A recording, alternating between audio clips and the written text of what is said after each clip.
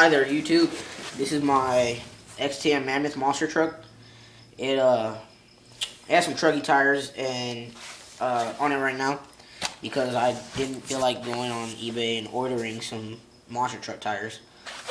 What it really is it's an XTM thing, so you know it came from Hobby People, and we got the top quality XTM racing pipe here. It's been ran a few times, so it's an older truck. They don't make it anymore. It's got the older 24.7 big block motor from XTM. When you pull it, you can tell it's a big block. How it sounds like it has a real deep sound to it.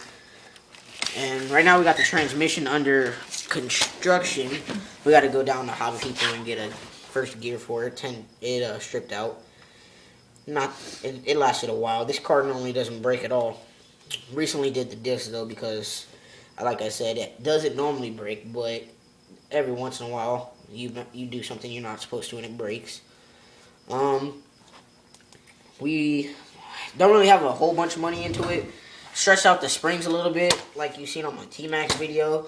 I really can't stand when a car bottoms out, so I refuse to let any of my cars bottom out. But this truck is all-wheel drive monster truck with 2-gear transmission, just forward only. We put the Traxxas waterproof 2075 turning servo in here. It came off of a Slash. It really whips the tires around, so I really have no problem with it. No need for a high-tech servo, like I would normally do with a monster truck, like my T-Max. But that servo seems to be powering up pretty nice. As far as the truck, it's really a simple truck. It really just has this here blue anodized chassis. It's not very thick. They tend to bend often. As you can see here, this part of the chassis is straight along this line, and then it bends here from hitting the walls and different things, and it's kind of broken up here as well. The A-arms, they really don't break often, but I really hate how RC cars used to have E-clips, so I went down to Home Depot, and you can do this at any of your local hobby stores. You can just simply get a long bolt and get some nuts for it and put it on each side of the A-arms.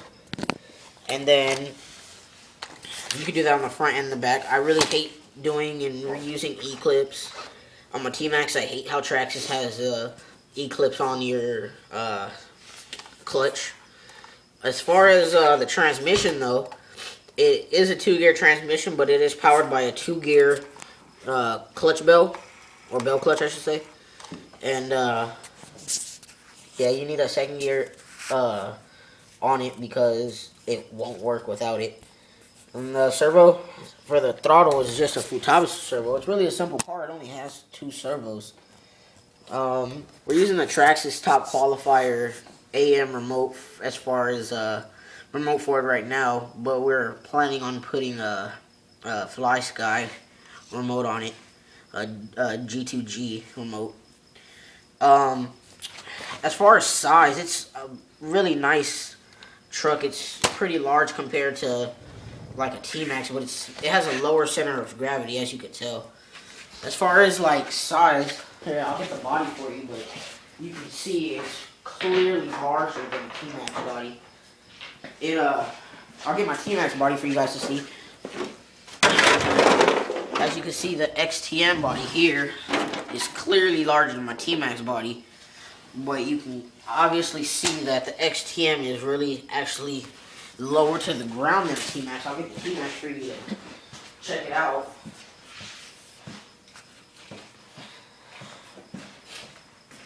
This is my T-Max from the video. T-Max 2.5 Max with a 3.3. As you can see, back tire to back tire, the XTM Mammoth is clearly about 1.5 to 2 inches longer. Just the chassis. And then you can clearly see the bodies are a lot longer to cover the bumpers and everything. And I haven't raced these two yet. The XTM Mammoth is actually my cousin's, but we're planning on a race in about a couple days here during this spring break that we're having, 2012. Um, I'm hoping the 3-3 T-Max is gonna beat the XTM Mammoth, but that might just be because it's mine. And I mean, the XTM Mammoth, I honestly, he got this truck, and I told him right off the bat that I wanted it because it's a nice truck, but I can't get him to give it up. So I'm gonna keep trying to get him to give it up. I don't think he's ready to give it up yet. I already got a slash from him. That video is gonna be coming in a couple weeks here, but I'm planning on getting this from him somehow, some way. It's got the upgraded exhaust manifold. XCM tries to give you a plastic exhaust manifold. Let me just tell you, anything you can get from XTM that's metal, I would get it. But if you get a Mammoth, I would try anything you possibly can to reinforce the chassis, because this chassis is very easy and flexible, and they're hard to come by. I mean, to get an XTM Mammoth monster truck chassis, you have to special order it from Hobby People, and the car's discontinued already, so you really don't know when they're gonna stop making parts for it.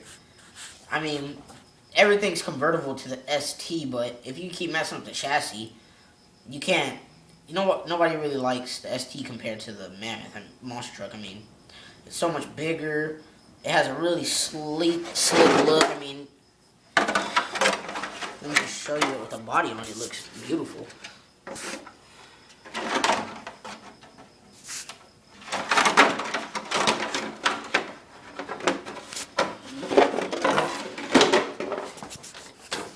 See, I mean, that compared to something this big, I mean, maybe for racing, the ST might be better, but as far as driving and bashing and having just a round great time, it's a better truck. The gas tank, I mean, the older motor doesn't really burn up as much gas. The new motor, the new 24.7, it burns up quite a bit of gas. But we're planning on putting a bigger block in it. XTM makes a 457, and it's black, and it just looks a lot nicer. So this is a really reliable motor. Actually, we had this motor and never had a problem with the motor except for maybe the pull start. Probably get a roto start for it one of these days. But yeah, this is the XTM Mammoth. I recommend this truck to anybody who needs a simple truck.